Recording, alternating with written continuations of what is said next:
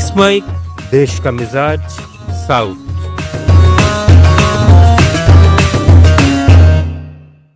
देश का मिजाज खबरें दक्षिण भारत से। आंध्र प्रदेश के कोनासीमा जिले में करीब 20 लोगों को फूड पॉइजनिंग के कारण अमलापुरम के एक प्राइवेट हॉस्पिटल में भर्ती कराया गया।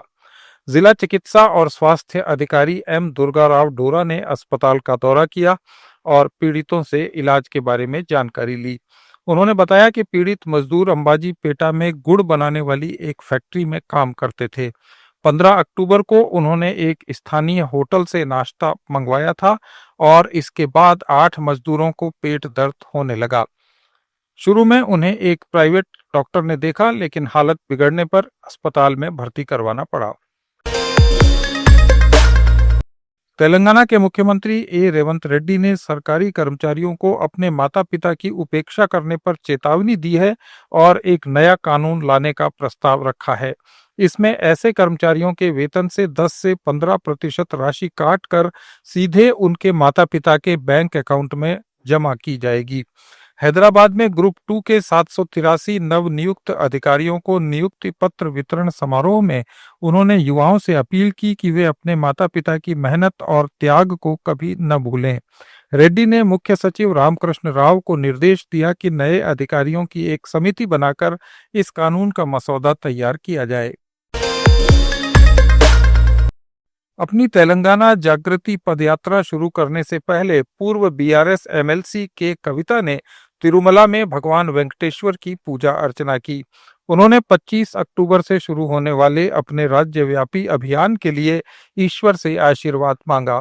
4 महीने की ये पदयात्रा तेलंगाना के सभी 33 जिलों से गुजरेगी, जिसका उद्देश्य लोगों से जुड़ाव और तेलंगाना जागृति आंदोलन को मजबूत करना है। नलगोंडा जिले में कुछ छिटपुट घटनाओं को छोड़कर BC, JAC, Congress, BRS, Bhajpa और वामपंथी दलों द्वारा समर्थित बंद शांतिपूर्ण रहा। बंद के दौरान छात्रों को असुविधा से बचाने के लिए निजी स्कूलों और कॉलेजों ने छुट्टी घोषित कर दी थी। कांग्रेस, बीआरएस और भाजपा के सदस्यों ने नलगोंडा में अलग अलग बाइक रैली निकाली। स्थानीय निकायों में 42% बीसी रिजर्वेशन की मांग के समर्थन में और राज्य और केंद्र सरकार पर दबाव बनाने के लिए व्यावसायिक प्रतिष्ठान भी बंद रहे। भारत में जंगली हाथियों की आबादी में चिंताजनक गिरावट दर्ज की गई है। बेंगलुरु में जारी नवीनतम अनुमान में पिछली कैलकुलेशन की तुलना में भारी गिरावट दिखाई गई है। विशेषज्ञ इस गिरावट का कारण आवासों का क्षरण, वन गलियारों का विखंडन, खनन, अतिक्रमण और देश के जंगलों पर दबाव को मानते हैं। डीएनए बेस्ड अखिल भारतीय हाथी जनसंख्या अनुमान, जिसका शीर्षक भारत में हाथियों की स्थिति है, के अनुसार देश में हाथियों की आबादी 22,446 है, जबकि 2017 में ये 27,694 थी। एलएसजीडी मंत्री एमबी राजेश ने कहा है कि ये गर्व की बात है कि केरल अत्यधिक गरीबी उन्मूलन के मामले में देश में पहले और दुनिया में चीन के बाद दूसरे स्थान पर है। उन्होंने बताया कि प्रदेश की वर्तमान एलडीएफ सरकार की पहली कैबिनेट में गरीबी उन्मूलन का पहला निर्णय लिया गया था। अत्यधिक गरीबी के उन्मूलन के लिए एक पंचवर्षीय योजना के रूप में काम किया गया और अब लक्ष्य का 100% हासिल कर लिया गया है।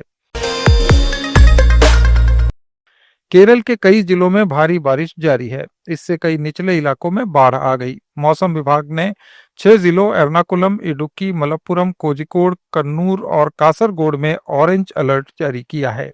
प्रदेश के बाकी 8 जिलों के लिए येलो अलर्ट जारी किया गया है। आईएमडी ने लक्षद्वीप में भी ऑरेंज अलर्ट जारी किया है। कर्नाटक में मंत्री प्रियांक खड़गे के निर्वाचन क्षेत्र चित्तपुर में अधिकारियों ने शांति और कानून व्यवस्था भंग होने की आशंका का हवाला देते हुए आरएसएस के पथ संचलन की अनुमति देने से इनकार कर दिया। ये पथ संचलन आज निकाला जाने वाला था।